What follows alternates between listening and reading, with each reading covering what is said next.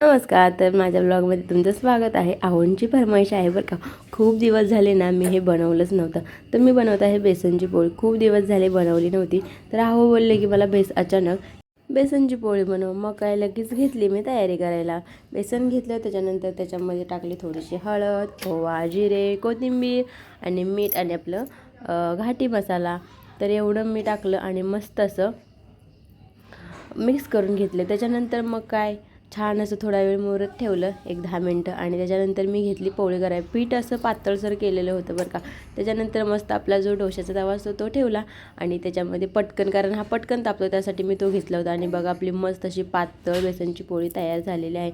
आहोंची फरमाईश होती, मग काय करायलाच पाहिजे आणि आहोंसाठी बरं का.